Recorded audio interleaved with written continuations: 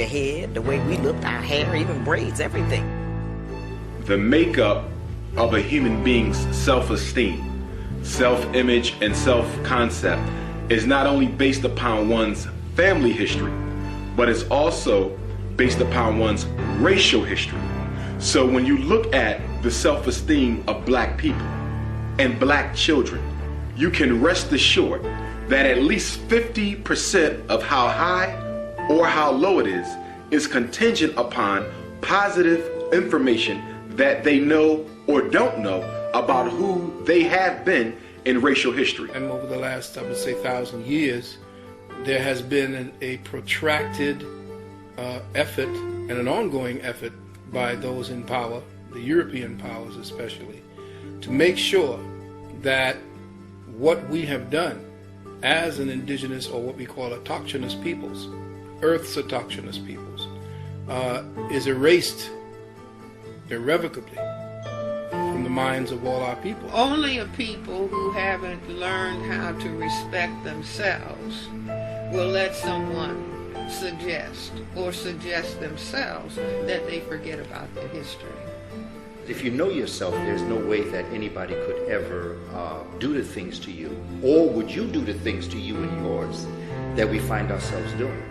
So that, and in many ways, I don't really think it's hidden. It's there. It's just that they're not allowing us to understand.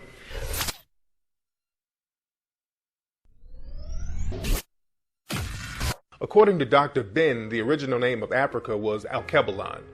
Africa, the whole continent, was also called Ethiopia. As a matter of fact, the Atlantic Ocean was called the Ethiopian Sea.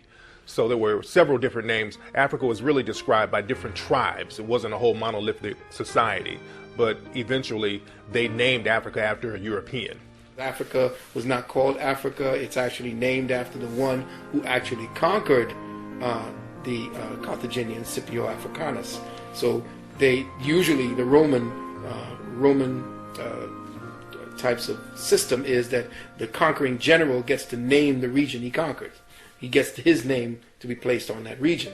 So Scipio Africanus is they named a certain terrain after him. So everybody just said, well, let's call it Africa or Africanus. But if you look to Dr. Ben's work, you'll find that it was called Kush, and you'll find it was called Alkebulan. It had many names: Ethiopia, which is essentially Greek, but a whole continent was once known as Ethiopia. It's terrible, about just where math came from. All of the pictures that they've shown out of Africa, they've never really educated the Americans, white or black, about what really goes on in Africa, what some of the cities are really like, and that we're not running around over there with Tarzan.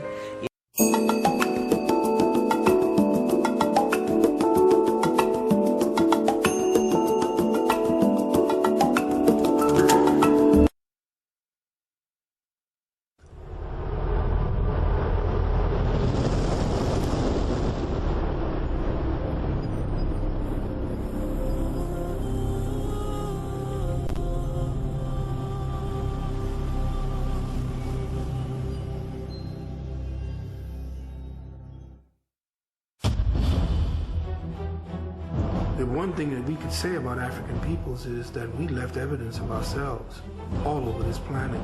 And that's the problem with European scientists. The deeper they dig, the blacker the planet gets.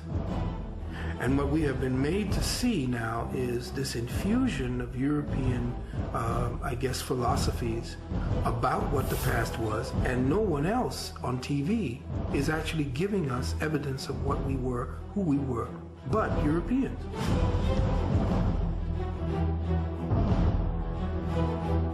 Every person has the right to know their ancestral history. Every person, no matter where they are in the world. Most of world history, 90% of world history is African history. And even at 10%, Africa is extraordinarily involved in making it what it is. You won't find a painting, you won't find a statue, you won't find a monument anywhere prior to 1500 that isn't Africoid in some way, shape, or form.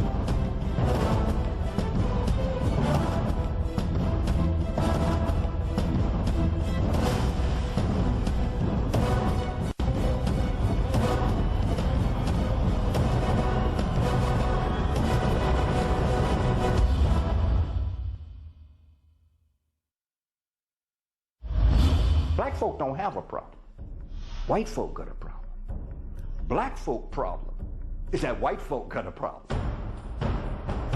The real problem we have is white supremacy. The real problem we have is the perception people have of us.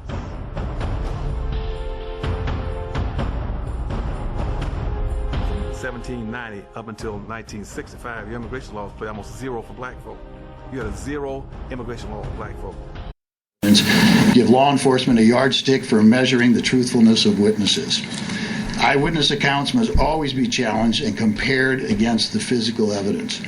Many witnesses to the shooting of Michael Brown made statements inconsistent with other statements they made and also conflicting with the physical evidence. Some were completely refuted by the physical evidence. As an example, before the results of the private autopsy were released, witnesses on social media, during interviews with the media, and even during questioning by law enforcement, claimed that they saw Officer Wilson stand over Michael Brown and fire many rounds into his back. Others claimed that Officer Wilson shot Mr. Brown in the back as Mr. Brown was running away. However, once the autopsy findings were released showing that Michael Brown had not sustained any wound to the back of his body, no additional witnesses made such a claim, and several witnesses adjusted their stories in subsequent statements. Some even admitted that they did not witness the event at all, but merely repeated what they heard in the neighborhood or others or assumed had happened. Fortunately for the integrity of our investigation, almost all initial witness interviews, including those of Officer Wilson, were recorded. The statements and the testimony of most of the witnesses were presented to the grand jury before the autopsy results were released by the media, and before several media outlets published information and reports that they received from a D.C. government official. The jurors were therefore, prior to the time that released information going public and what followed in the news cycle, the jurors were able to have already assessed the credibility of the witnesses, including those witnesses whose statements and testimony remained consistent throughout every interview and were consistent with the physical evidence in this case. My two assistants began presenting to the grand jury on August 20th. The evidence was presented in an organized and orderly manner. The jurors gave us a schedule of when they could meet. All 12 jurors were present for every session, and all 12 jurors heard every word of testimony and examined every item of evidence. Beginning August 20th and continuing until today, the grand jury worked tirelessly to examine and re-examine all of the testimony of the witnesses and all of the physical evidence. They were extremely engaged in the process, asking questions of every witness, requesting specific witnesses, requesting specific information, and asking for certain physical evidence. They met on 25 separate days in the last 3 months, heard more than 70 hours of testimony from about 60 witnesses, and reviewed hours and hours of recordings of media and law enforcement interviews by many of the witnesses who testified. They heard from 3 medical examiners and experts on blood, DNA, toxicology, firearms, and drug analysis. They examined hundreds of photographs, some of which they asked be taken. They examined various pieces of physical evidence. They were instructed on the law and presented with 5 indictments ranging from murder in the first degree to involuntary manslaughter. Their burden was to determine, based upon all of the evidence, if probable cause exists to believe that a crime was committed and that Darren Wilson is the person who committed that crime. There is no question, of course, that Darren Wilson caused the death of Michael Brown by shooting him, but the inquiry does not end there. The law authorizes a law enforcement officer to use deadly force in certain situations. The law also allows all people to use deadly force to defend themselves in certain situations. So the grand jury considered whether Wilson was the initial aggressor in this case, or whether there was probable cause to believe that Darren Wilson was authorized as a law enforcement officer to use deadly force in this situation, or if he acted in self-defense. I detail this for 2 reasons. First, so that everyone will know that, as promised by me and Attorney General Holder, there was a full investigation and presentation of all evidence and appropriate instruction of law to the jury, to the grand jury. Second, as a caution to those in and out of the media who will pounce on a single sentence or a single witness and decide what should have happened in this case based on that tiny bit of information. The duty of the grand jury is to separate fact from fiction. After a full and impartial and critical examination of all the evidence in the law and decide if that evidence supported the filing of any criminal charges against Darren Wilson. They accepted and completed this monumental responsibility in a conscientious and expeditious manner. It is important to note here and say again that they are the only people who have heard and examined every witness and every piece of evidence. They discussed and debated the evidence among themselves before arriving at their collective decision. After their exhaustive review of the evidence, the grand jury deliberated over 2 days, making their final decision. They determined that no probable cause exists to file any charge against Officer Wilson and returned a no true bill on each of the 5 indictments. The physical and scientific evidence examined by the grand jury, combined with the witness statements supported and substantiated by that physical evidence, tells the accurate and tragic story of what happened. A very general synopsis of the testimony and the physical evidence presented to the grand jury follows. Please note that, as I have promised, the evidence presented to the grand jury, with some exceptions, and the testimony of the witnesses called to the grand jury will be released at the conclusion of this statement. At approximately 11:45 a.m. on Saturday, the 9th of August, Ferguson Police Officer Darren Wilson was dispatched to the Northwinds apartment complex for an emergency involving a 2-month-old infant having trouble breathing. At approximately 11:53, while still at the Northwinds call, Wilson heard a radio broadcast for a stealing in progress at a market on West Florissant. The broadcast also included a brief description of the suspect, a black male wearing a white T-shirt who took a box of Swisher cigars. Other officers were dispatched to that store. Officer Wilson remained with the mother and the infant until EMS arrived to transport them to the hospital. Officer Wilson then left Northwinds complex in his Ferguson police vehicle, a Chevy Tahoe SUV, and drove west on Canfield towards West Florissant.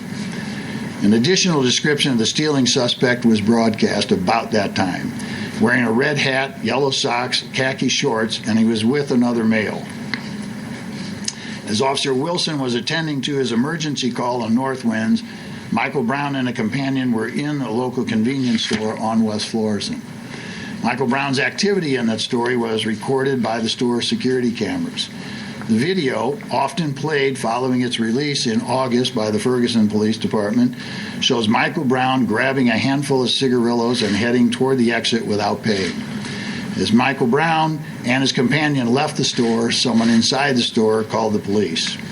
After crossing West Florissant, the two walked east on Canfield in the middle of the street, Mr. Brown directly behind his companion. As Officer Wilson continued west on Canfield, he encountered Michael Brown and his companion still walking in the middle of the street.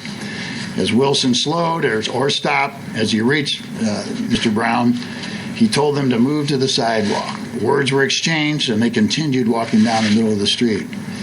As they passed, Wilson observed that Michael Brown had cigarillos in his hand and was wearing a red hat and yellow socks.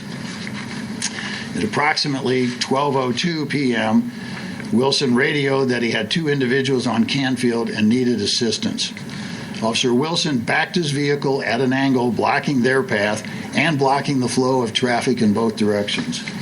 Several cars approached from both east and west but were unable to pass the police vehicle. An altercation took place at the car with Officer Wilson seated inside the vehicle and Mr. Brown standing at the driver's window. During the altercation, 2 shots were fired by Officer Wilson while still inside the vehicle. Mr. Brown ran east on Canfield, and Officer Wilson gave chase. Near the corner of Canfield and Copper Creek, Mr. Brown stopped and turned back towards Officer Wilson. Officer Wilson also stopped. As Michael Brown moved toward Officer Wilson, several more shots were fired by the officer, and Michael Brown was fatally wounded. Within seconds of the final shot, the assist car arrived. Less than 90 seconds passed between Officer Wilson's first contact with Michael Brown and his companion and the arrival